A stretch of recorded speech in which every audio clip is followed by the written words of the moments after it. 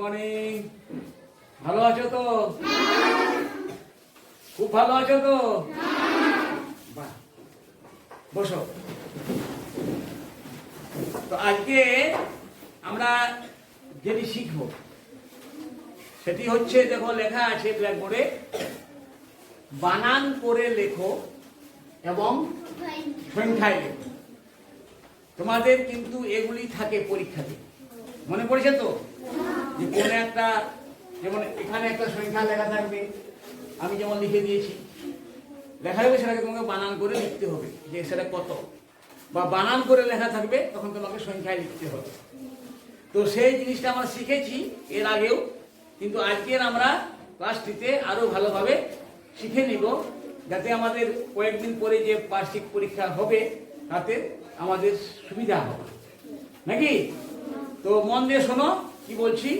ক্লাসটি শুরু করছি। ক্লাসটি শুরু করার আগে তোমাদের সবাইকে খুব খুব ভালোবাসা জানাচ্ছি, প্রীতি শুভেচ্ছা জানাচ্ছি, ঠিক আছে? এরপর আমি শুরু করছি ক্লাসটি। তো দেখো, প্রথমের অঙ্কটিতে বলা হয়েছে যে বানান করে লেখো। এখন একটা কথা মনে রাখবে, আমি তোমাদের যেটা শিখিয়েছি যে বানান করে লেখা বা সংখ্যায় লেখার সময় আমাদের একটা তালিকা মুখস্থ রাখতে হয়। বলেছিলাম কি না? তোমরা কি কেউ বলতে পারবে সেই তালিকাটি কি? বলো, জোরে বলো। গুড, তালি দাও, তালি দাও। তাহলে আমরা এবার সবাই একসঙ্গে বলে নিচ্ছি সেই তালিকাটি কি। বলো, কোটি, নিযুত, লক্ষ, অযুত, হাজার, শতক, দশক, একক। ঠিক আছে? একসঙ্গে বলা হয় কোটি, নিযুত, লক্ষ, অযুত, হাজার, শতক, দশক, একক। আমি সেই ঘরগুলো কিন্তু লিখে দিচ্ছি।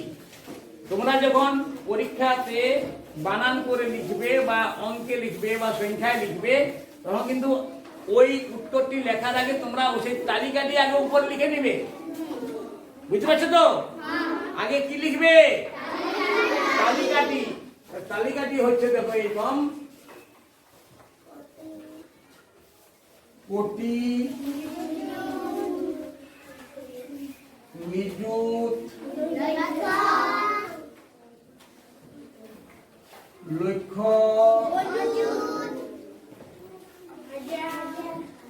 অযুত, লিখতে দাও, অযুত,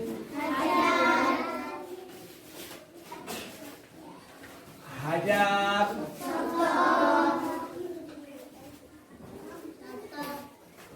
শতক, দশক, একক। এটি আমরা শিখেছিলাম আগেই, নাকি? তাহলে এখানে এটি শেখানোর সময় কিন্তু আমি আরেকটা কথা বলেছিলাম, এখানে ঘর কয়টি আছে? এমনি দেখাচ্ছে 1 2 3 4 5 6 7 8টি ঘর দেখাচ্ছে তো, কিন্তু বাস্তবে কিন্তু 8টি ঘর নেই। 8টি ঘর নেই। মনে আছে না ভুলে গেছো? মনে রেখেছো? যেমন একক এবং দশক, এই একক এবং দশক মিলে কিন্তু একটি ঘর বটে, বটে কিনা বলে বলো? এটা ধরো এটা ঘরটির ছাউনিটা, একটা ঘর হয়ে গেল। এবার শতকের ঘরটা কিন্তু একাই একটা ঘর, এটা ছোট ঘর বটে, এর ছাউনিটা ছোট, দেখো, বটে কিনা বটে বলো? এরপর হাজার আর অযুত, মানে অযুত বলে কোনো ঘর নেই। অযুত বলে কোনো ঘর নেই। অযুতটা হচ্ছে হাজারে ঘরের একটা কুঠরি। এটা তো দুটা কুঠরি আছে, কি বুঝতে পারছো না বলো? এটা একটা ঘর, দেখো একটা ছাউনি আছে। এটি বড় ঘর, এটি ছোট ঘর, এটি বড় ঘর। আচ্ছা, নিযুত বলে কিন্তু কোনো ঘর নেই। নিযুত বলেও কিন্তু কোনো ঘর নেই। অ্যাকচুয়ালি নিযুতটা হচ্ছে লক্ষ ঘরের একটা কি কুঠরি। হ্যাঁ, নিযুত মানে লক্ষ্যরই ঘর বটে, মানে অন্য কুঠির নাম হচ্ছে নিযুত। আর কোটির কিন্তু অসংখ্য আছে, কোটির কোনো শেষ নেই। হ্যাঁ, এটা অনেক বড়, সব থেকে বড় ঘর হচ্ছে কোটি। ওটা বুঝতে পেরেছ? এরপর আমরা যখন ওই বানান করে লিখবো কোন সংখ্যাকে, যেমন ধরো এই কয়েকটি 7, 2, 8, 1 কতগুলো আছে? এখন এটি আমরা বানান করে লেখার সময় আমাদের তো সেই ঘরগুলিতে ঢুকাতে হবে, ওদেরকে রাখতে হবে। রাখার জন্য নিয়ম আছে। নিয়মটা কি? শেষের যে অঙ্কটি একক স্থানে, একে বলা হয় একক স্থানীয় অঙ্ক, সেই অঙ্কটি সব সময় বসবে এককের ঘরে। বুঝতে পারছো না? বলো। সব সময় যে কোনো সংখ্যাকে যখন তোমরা সেই তালিকার মধ্যে লিখবে, তখন শেষের অঙ্কটি কিন্তু এককের ঘর, ওই এককের ঘরে লিখবে। তাহলে আমরা আবার শুরু করছি। তাহলে একটা বলো কোথায় লিখবো? এখানে হলো 1। 8টা তার বাম দিকে আছে, তাহলে এখানে হলো 8। 2টা আছে তার বাম দিকে, এখানে হলো 2। 7টা আছে তার বাম দিকে, মানে এখানে হলো 7। লিখলাম তো? এরপর তো আমরা খুব সহজ ভাবে লিখতে পারি। এটাকে বানান করে লিখলে কি লিখতে হবে না, এখানে আমরা লিখলাম আমরা ক। তাহলে 7 কোথায় ঢুকেছে? তাহলে 7,000। 7,000। 2 ঢুকেছে শতকের ঘরে, কি লিখবো? 2 শত। আর 8 এবং 1 আলাদা আলাদা লিখতে পাবে না। 8 আর 1 কে এক, মানে শেষের দুটি অঙ্ককে মিশিয়ে যত হয় সেটি তোমাকে লিখতে হবে। তাহলে 8, 10, 1 81।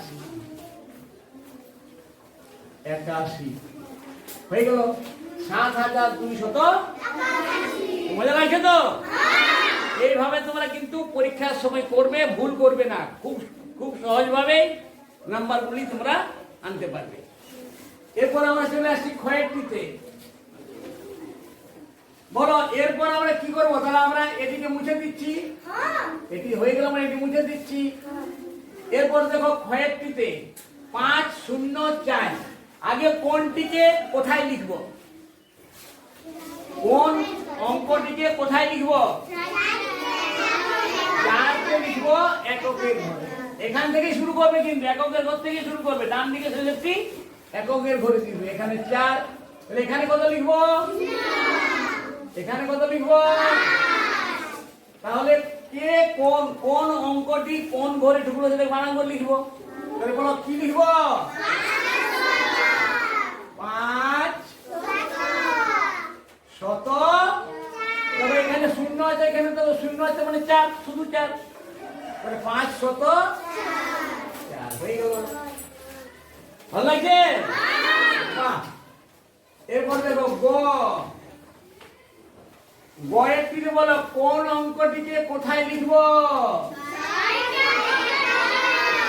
6কে এককের ঘরে। দশকের ঘরে কত লিখবো? শতকের ঘরে, হাজারের ঘরে হয়ে গেল। এবার বানান করে লিখছি। বলে কি লিখব?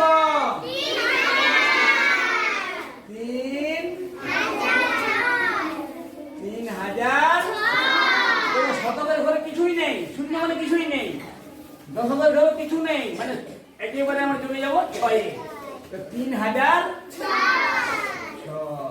হয়ে গেল। এরপর দেখো ঘরের টি। বলো কোথায় কোনটি বসাবো?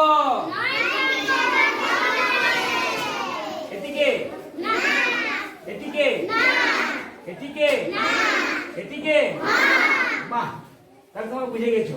শেষেরটি এককের ঘরে বসবে, শেষেরটি এককের ঘরে বসবে। তাহলে এখানে হলো 9, এখানে হলো 9, এখানে হলো 9, এখানে হলো 9। ঠিক আছে? তাহলে বলো এবার বানান করে লেখার সময় কি লিখবো? 9,000 9 শত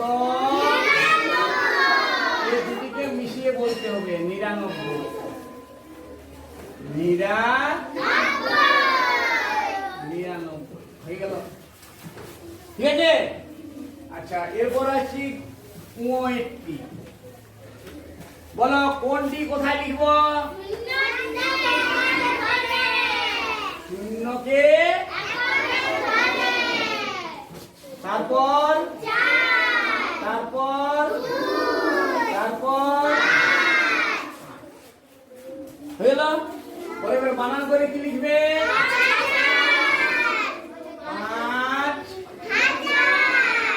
5,240।